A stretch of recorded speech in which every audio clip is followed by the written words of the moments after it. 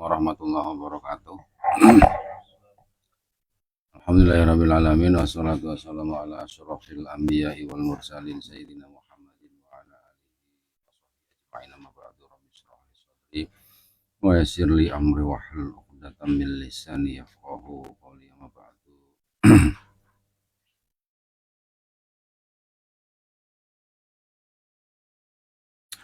Ila hadratin Nabil Mustafa Muhammadin sallallahu alaihi wasallam wa ala alihi wa ahli baitihi wa dzurriyyatihi. Billahi lahumul Fatihah. A'udzu billahi minasyaitonir rajim. Bismillahirrahmanirrahim. Wa ala rahmanir rahim maliki yaumiddin iyyaka na'budu wa nasta'in ihdinas siratal mustaqim siratal ladzina alaihim ghairil maghdubi alaihim waladdallin. Tsumma ila hadrati sahibi hadzal kitab surat ngajaib. Al-Fatihah. A'udzu billahi minasyaitonir rajim. Bismillahirrahmanirrahim. Alhamdulillahi rabbil alamin arrahmanir rahim maliki yaumiddin. Iyyaka na'budu wa iyyaka nasta'in ihdinas siratal mustaqim siratal ladzina an'amta 'alaihim.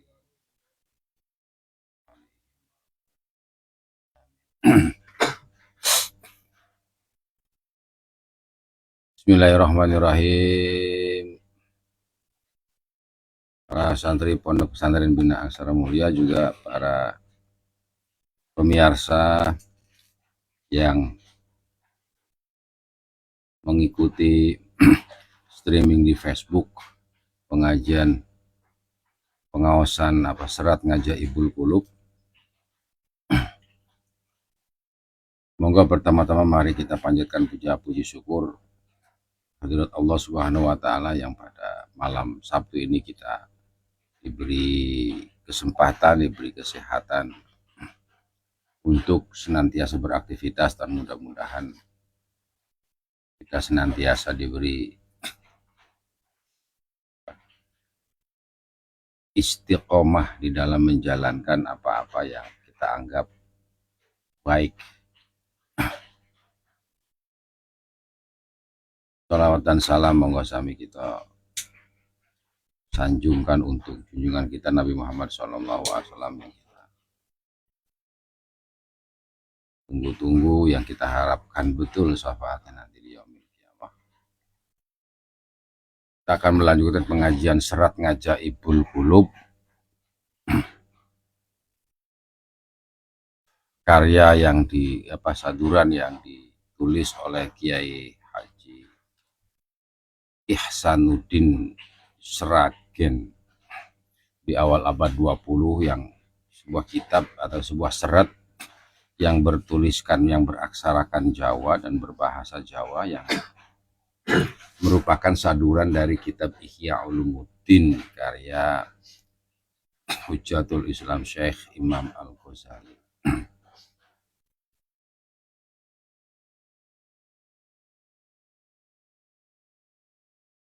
Nah, ini penting kita membacakan serat ini, mengaji kitab ini juga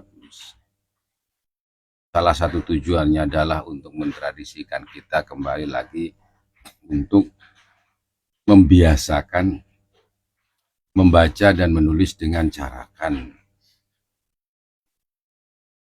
Mengapa itu penting? Karena salah satu yang menjadi perhatian di Pondok Pesantren Bina Aksara Mulia ini adalah bagaimana kita punya tradisi lagi membaca dan menulis dengan carakan atau dengan aksara-aksara Nusantara lainnya, ya selama ini tidak banyak orang yang peduli ya kepada eksistensi dari carakan Nusantara ini. Mudah-mudahan sebetulnya ini menjadi salah satu juga contoh bagaimana kita menggalakkan pengajian seperti ini, membaca serat-serat yang ditulis oleh para ulama kita sendiri maupun yang ditulis oleh orang-orang terdahulu kita, para leluhur kita yang sebetulnya juga sangat berisi dan sangat bermanfaat untuk kita ketahui apa yang sudah ditakdirkan oleh Allah Subhanahu wa taala. Sebabnya kenapa? Karena la haula wala quwata illa billahil aliyil azim. Iblis tidak punya kekuatan, tidak punya pengaruh, tidak digubris godaannya dengan godaan ujub ya. Iblis kapaksa mundur malih. Pados rekodaya ingkang supados pun menungso kadunungan manah riya ing bab kawruh kabatosan. Kedap malih wangsul ucapipun nungso kang sejati lan minulya, ya sira iku kekasih ing Allah kang bakal pinaringan kamulyan ing akhiratira. Ustutug no enggonira ngabekti ing pangeran. Saiki sira iku nyoto waskita temenan. Nah, iki godaannya iblis seperti itu. Dene teko wus pinaringan padang atau mangerti dening Allah yen saebah osi ira iku sakodrating Allah kagaduhake marang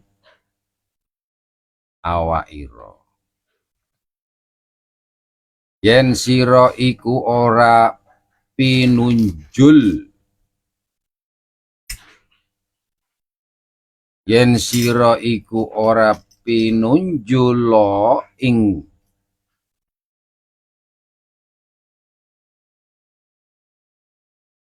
yen sira iku ora pinunjulo ing ngakeh lan dadi kekasih ing Allah, wus tamtu ora pinaringan kawaskitan kang mengkono iku. Menungso ginoda ing kang mekaten wau yen boten angsal pitulunging Gusti mesti lajeng rumaos menawi piyambakipun punika tuhu kekasih ing Allah sarta badhe tampi ganjaran suwarga ing akhiratipun. Dene sampun pinaringan kawaskitan ingkang semanten agengipun, nanging menawi angsal pitulunging pangeran boten gadah pamanahan atau ngrumaosi ingkang mekaten wau. Balik saged jawab mekaten. Iblis laknat. Saiki sira arep sedya ngrusak ing ngamal ingsun. Sira mengerti ya? Nah, sira mangerti ya. Yen anggonku ngamal saleh iku ora sisan pisan ngarep-arep murih diasiho apa?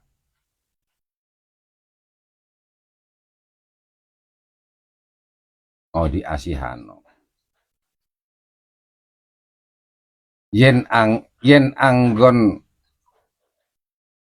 yen anggonku ngamal saleh iku ora pisan-pisan ngarep-arep muri diasihano dening Allah lan ora ngarep-arep ing ganjaran kamulyan ing kalanggengan. Jawabane balik mung sedya an derek angestokake dawuh ing Allah. Mula mengkono amarga aku wus duwe kayakinan menawi anggone Gusti Allah angasih asih utawi angganjar suwarga marang kawulane iku ora merga saka ngamale kawula wau nanging atas saka sakarsane piyambak. Dadi anane menungso dadi wong mulya utawa dadi wong cilaka iku ora saka daya utawa ngamale menungso, balik saka sarta saka karsane pangeran piyambak. Iku jawabane. Bismillahirrahmanirrahim. Mari kita pahami pelan-pelan. Jadi setelah digoda dengan perasaan ujub yang kemarin malam Sabtu sebelumnya kita bahas itu kan digoda dengan rasa ujub, soalnya punya apa? Wong sing paling takwa dewe, paling soleh sendiri, paling apik sak donya lah. Oh paling apik sak bintaran apa? Paling apik sak Sri Mulya ngono. Sing liyane ke urung jamaah aku wis mlaku dhewe ning musala.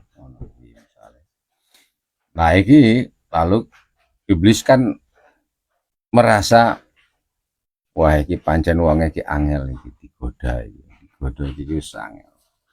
Wong iki ya orangnya ini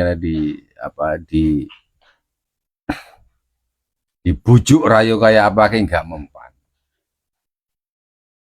Tapi kemudian juga iblis itu balik itu menyiapkan strategi baru bagaimana caranya supaya orang ini juga kita ini tergoda.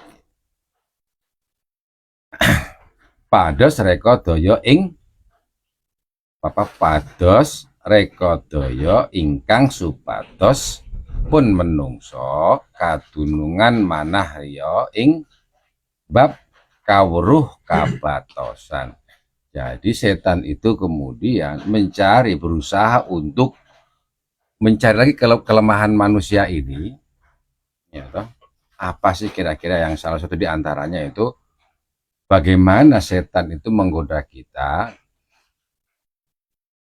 manusia itu kadunungan manah riya ing kawruh kabatosan. Jadi digoda dengan gini. Kalau riya yang pertama kan digodanya cuman toh kita menjalankan ibadah itu semata-mata kayak ingin dipuji. Mergone ki ono wong ada gadis desa yang juga rajin ke musola misalnya, ya kita juga rajin ke sana semata-matanya karena ingin wah kayak si Rama kok apik banget ya uangnya gitu ya, sholatnya sering ke musola itu kok jadi wah ini suami ideal lah misalnya kayak ngono. Nah ini idaman ngono kena. Ini enggak, ini digoda dengan perasaan dia bahwa kamu itu sangat mengerti pengetahuan, kamu tuh sangat punya kemampuan, punya pemahaman tentang pengetahuan kebatinan.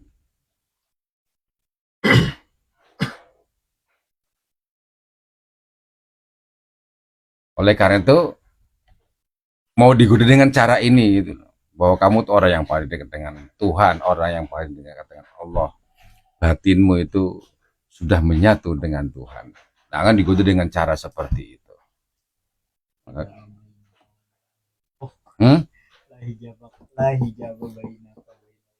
Oh ya sudah nggak ada itu, udah nggak ada lagi satar antara kamu dengan Allah itu. Wah, mau digoda dengan cara seperti itu loh. Apa yang diucapkan setan kepada manusia ketika menggoda dengan cara seperti itu? Oh, manungso kang sajat apa? Oh, manungso kang sejati lan minulyo. Hei manusia sejati yang paling mulia di sisi Allah. Sira iku kekasih ing Allah kang bakal pinaringan kamulyan ing akhirat piro. Kamu itu, Rama kamu itu akan menjadi kekasihnya Allah, akan menjadi kekasihnya Allah yang akan mendapatkan kemuliaan di akhirat nanti. Wah, sudah dikasih tahu nih sama setan. Jadi ada bisikan lagi. Ini kan soal kerentek toh, soal bab kerentek toh. Ada kerentek di hati kita itu, yang kerentek itu kan sebutnya godaan setan itu yang membujuk kita. Wah, kamu udah kekasihnya Allah yang nanti akan mendapatkan kemuliaan di akhirat. Wustutugno ya. Nggoniro ngabekti ingpang. Jadi setan itu membujuknya dengan mengatakan bahwa kamu ini sudah sampai wusul lah, sudah wusul, baktimu kepada pangeran itu sudah sampai, sudah wusul gitu. Hingga tidak ada lagi apa istilahnya itu, tidak ada lagi anugerah kecuali adalah kemuliaan hidupmu nanti di akhirat. Wah, ini coba dikerenteki kayak ngono saking kita itu bolak-balik kamu salah. Itu ada paling itu. Saiki sira iku nyoto waskita temenan. Kamu ini sudah jelas-jelas itu apa itu waskita itu. Sungguh-sungguh orang yang apa waskita itu. Coba. Ya, apa lo? Coba dicari waskita itu apa? Apa? Nah, kamu itu sudah wong sing napa niku ngerti sak durunge winarah itu. Dan itu sungguh-sungguh kamu dah artinya orang yang memang mengetahui sesuatu yang belum diajarkan, mengetahui sesuatu yang belum terjadi. Jadi coro gampang aneh gini, misalnya musim politik ada wis ngerti oke sing calon dadi iki mesti iki ngerti kan iki, padahal kan urung kedaten. Belum kejadian gitu loh. Wah, dapat apa anugerah seperti itu.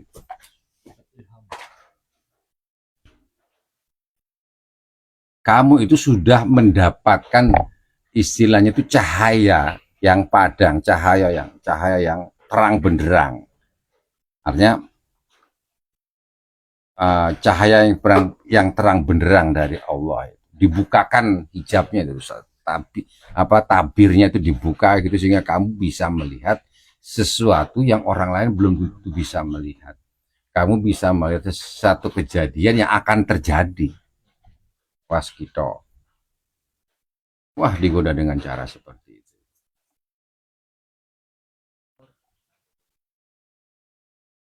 Karena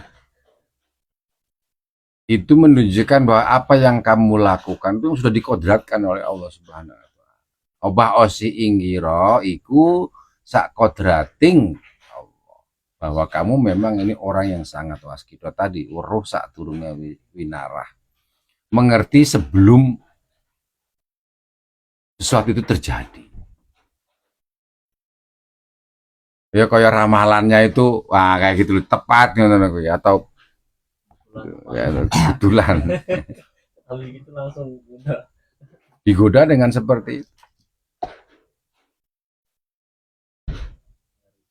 Ya itu kan bisikan-bisikan itu kan tetap muncul di dalam kerenteking manah kita itu, di dalam hati kita itu kan seperti itu.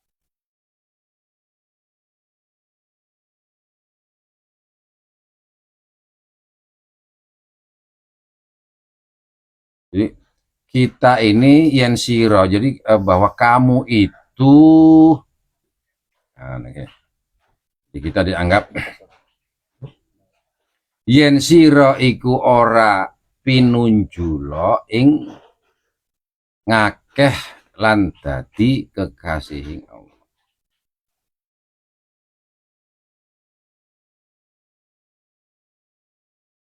Sekalipun kata itu bukan kita ini bukan seseorang yang unggul di mata orang banyak, tetapi sesungguhnya kamu itu sudah mendapatkan tempat dan menjadi kekasihnya Allah Subhanahu wa taala.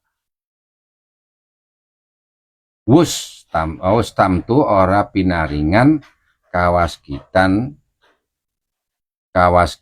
kang mongkono iku. Karena tidak ada orang yang bisa mendapatkan apa istilahnya, bisa dibukakan seperti itu, tidak banyak gitu.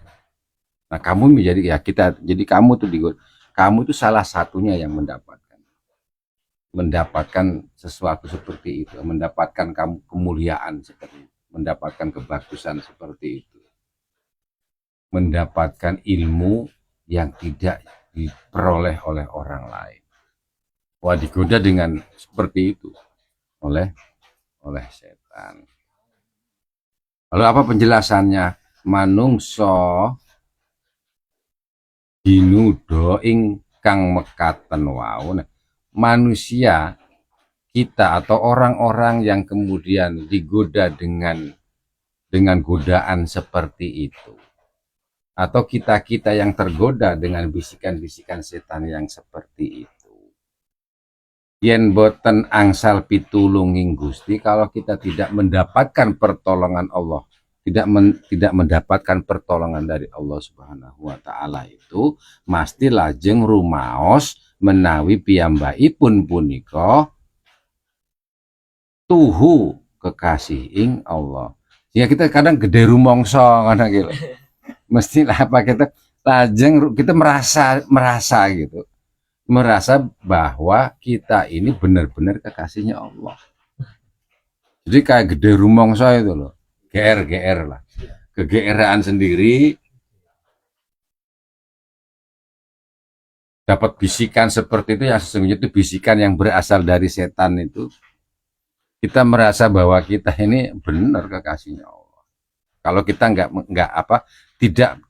tidak mendapatkan pertolongan Allah Subhanahu wa taala, tidak mendapatkan apa istilahnya? Ya, pertolongan dari Allah itu sarto bade napa nggih? Tampi ganjaran swarga ing akhiratipun, yang kita merasa bakalan mendapatkan ganjaran surganya Allah Subhanahu wa taala nanti di akhirat. Kita merasa seperti itu karena godaan itu.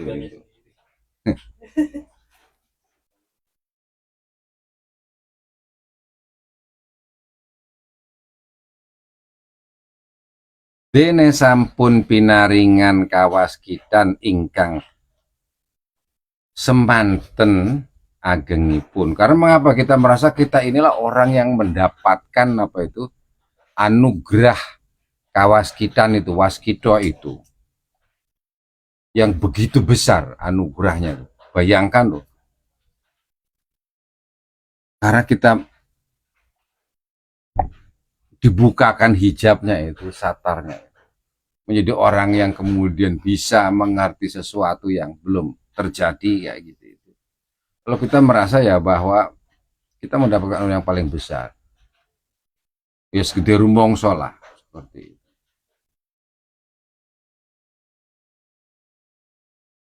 Nah itu bagi orang-orang yang tidak merasa tidak mendapatkan pertolongan akan merasa seperti itu ketika digoda oleh mendapat godaan setan itu.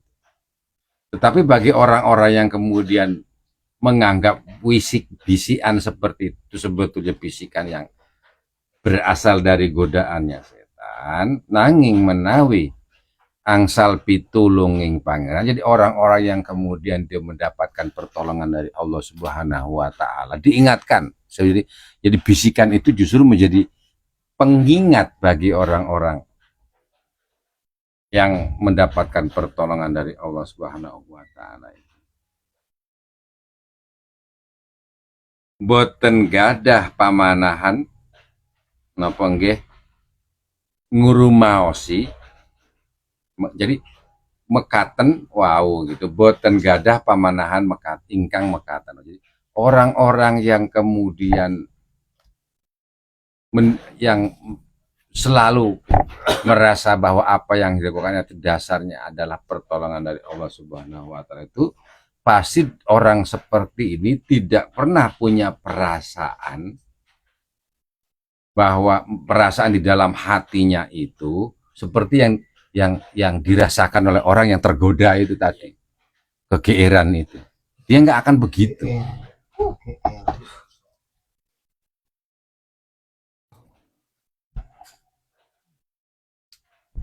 Malah orang-orang seperti ini misalnya balik saged jawab mekaten. Orang-orang seperti ini ketika dia mendapatkan godaan dari setan itu malah dilawan. Bisikannya itu mesti bisikan ini bukan itu saking bukan dari malaikat, bukan dari Tuhan, bukan dari Allah Subhanahu wa taala. Ini mesti setan iki sing goda kayak ini. Perasaan-perasaan gede rumongso, perasaan-perasaan bahwa pasti akan masuk surga gitu. Perasaan menjadi orang yang paling dekat dengan Allah itu kan perasaan-perasaan yang pada akhirnya ya seperti ujub juga tuh, menyombongkan diri sendiri itu. Maka dia akan menjawab, iblis laknat, saiki siro apa ke? Saiki siro arep sedia ngerusak ngamal ingsun. Jadi dia malah bilang, iblis, kamu itu membisikkan saya dengan menggoda saya seperti itu kan seperti mau merusak apa yang saya lakukan ini. Merusak amal perbuatan yang saya lakukan. Maka ya kamu harusnya mengerti. Jadi dalam hati dia perang tuh, hati kita tuh jadi kan perang. Kamu harusnya mengerti yen anggenku ngamal saleh iku ora pisan-pisan ngarep-arep murih di ASEAN dening Allah. Jadi kita lalu kemudian menyadari bahwa yang kita lakukan, ibadah apapun yang kita lakukan, amal baik, perbuatan-perbuatan baik apapun yang kita gitu, apa enggak?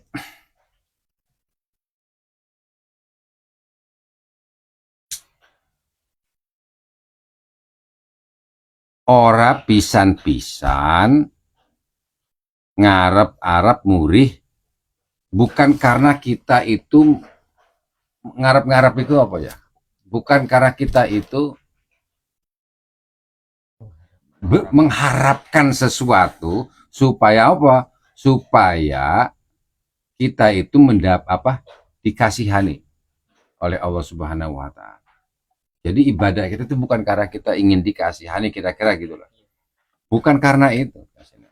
Lan orang ngarep-arep ing ganjaran kamulian ing kalanggengan. Juga ibadah yang saya lakukan, yang kita lakukan itu bukan juga itu berharap akan memperoleh kemuliaan di akhirat nanti, itu bukan karena itu.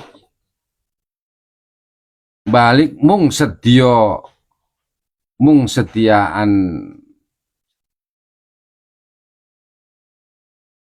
balik mung sedia anderek angestakaken dawuh ing Allah. Apa yang saya lakukan itu semata-mata itu karena memang mengikuti apa yang sebetulnya menjadi dawuhnya, perintahnya Allah Subhanahu wa taala. Tidak ada urusan dengan tadi itu kemuliaan di akhirat. Tidak ada urusan tadi dengan apa segala macam itu, apa janji, apa surga gitu, nggak ada urusan dengan itu. Ya aku ya mung karena memang ya apa itu hanya menjalankan perintah saja.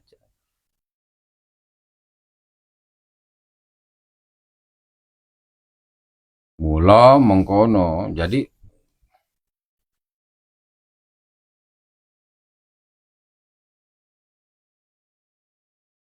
karena apa? Karena gini,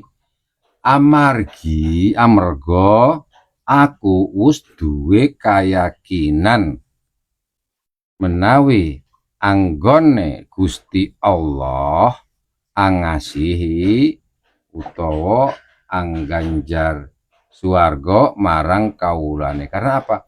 Saya itu punya keyakinan bahwa ya itu memang menjadi haknya Allah untuk memberi ganjaran atau untuk mengasihi orang-orang yang dikehendaki, bukan karena apa-apa. Jadi kita ya itu aja.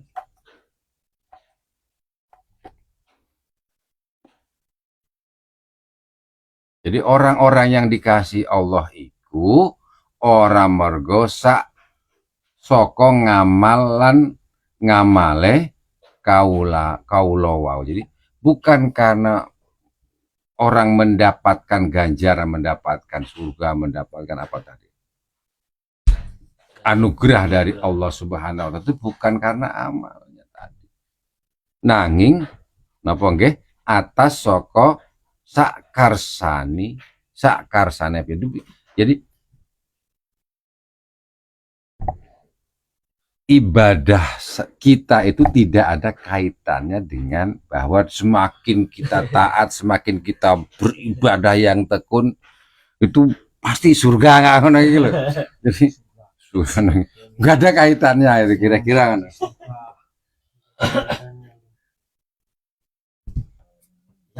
Karena ya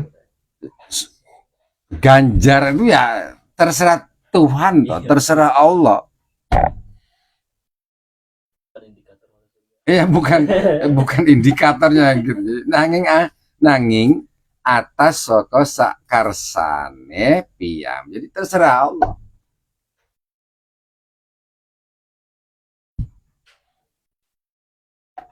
Ya kam min sholatin laisa lahu min sholati illa al harokah misalnya. Jadi kan banyak orang sholat juga kan nggak ada apa. Ya tidak ada apa ya. Ya sholatnya ya nggak ada artinya kecuali hanya gerakan-gerakan saja gitu tuh loh. Nah itu. Nanging atas saka sakarsane piyambak. Jadi ana anane menungso dadi wong mulya utawa dadi wong cilaka iku ora saka daya utawa ngamale menungso. Jadi orang itu menjadi mulia atau menjadi cilaka itu gak ada hubungannya dengan amalnya itu loh. Tapi ini kaitannya dengan balik saka karsane pangeran piyambak. Sehingga yang penting sebetulnya kita sadari di dalam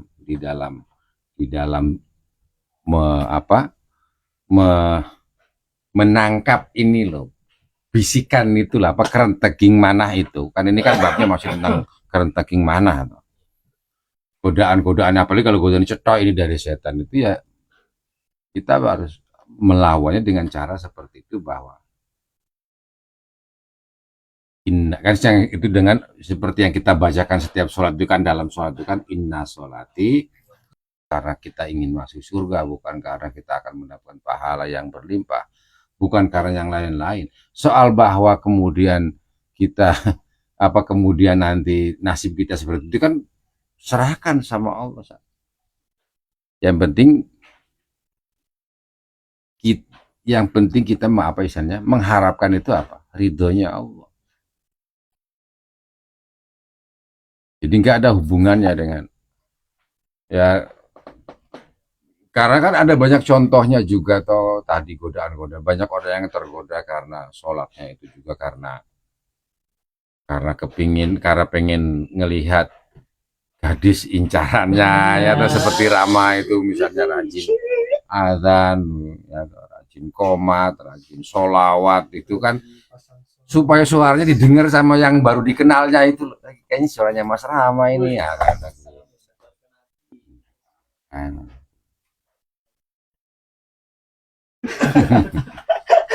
Nah itu, ya itu loh. Nah godaan-godaan seperti itu, godaan-godaan. Saya kira begini, saya kira itu setiap orang, setiap makam keimanan seorang itu mungkin juga godaannya itu ya berbeda-beda sesuai dengan tingkatannya. Yang masih tingkatannya itu mungkin apa tingkatannya wong awam itu ya digodain juga ya tadi yang kemarin itu kan kadang ya ria atau kadang sudahlah kamu kalau mau tobat nanti ya dulu setelah umur 40 tahun. Kalau di bawah 40 tahun kamu masih masih muda, udah poya-poya dulu. Masih hidup. Jebule ke ya ora sebelum 40 tahun mati, ayo piye, enggak sempet tobat. Jadi godaan-godaan seperti itu yang apa yang dirasakan oleh kita sebagai manusia itu, sehingga tapi yang penting di dalam bab ini kan kita mempelajari bahwa ibadah apapun yang kita lakukan itu tidak bertujuan agar kita masuk surga. Tapi semata-mata ini adalah karena ketundukan kita kepada dawuhnya Allah Subhanahu wa taala, yang mudah-mudahan dengan ketundukan itu Allah menjadi ridho pada kita. Amin ya rabbal alamin. Dan itu mudah-mudahan itu bisa bermanfaat buat kita semua, sehingga nanti pada malam Sabtu berikutnya kita akan ngaji untuk level yang tingkatan di nomor 7-nya, ketika iblis kemudian menggoda di level orang di nomor 6 ini juga gagal. Iblis kan lalu kemudian